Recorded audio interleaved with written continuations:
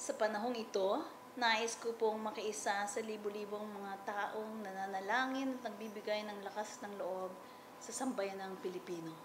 Hindi ko na po kailangang isa-isahin ang mga delubyo, sakuna at problemang tumahak sa ating mahal na bayan ngayong nagdaang taon.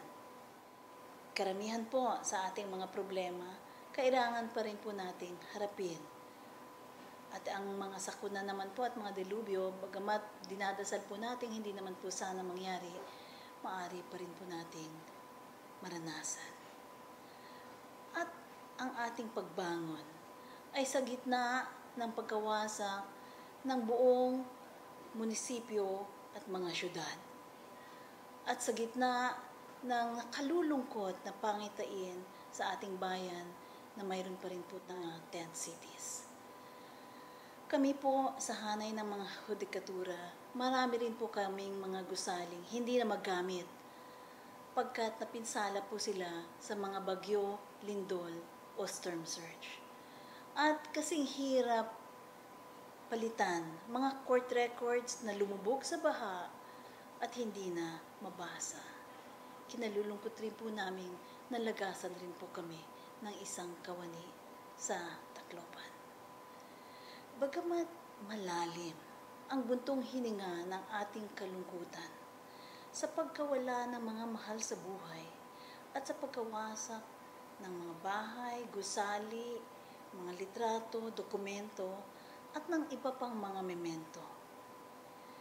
Malakas po ang tibok ng pag-asa sa dibdib ng bawat isang kawani ng hudikatura.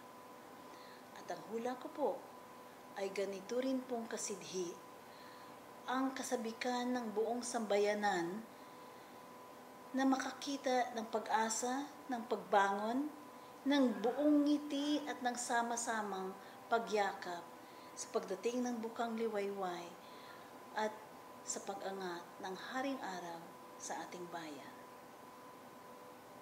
Puspos ang panalangin sa may kapal na mananalig din po ang katarungan sa ating bayan. Buong tibay ang ating pananampalataya na hindi natutulog ang Diyos, na magwawagi ang kabutihan at ang kasamaan ay mayroon ring hangganan.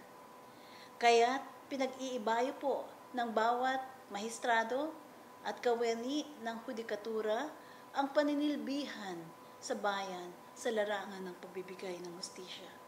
Ito po ang aming panata sa inyo, na magsilbi ng buong puso, katapatan at integridad, na manindigan sa konstitusyon at ang gawaing hangarin sa aming buhay ang maging ulirang mga maninilbihan ng bayan. Naway ang puso ni Kristo ang manahan sa inyong mga puso at sa inyong mga tahanan.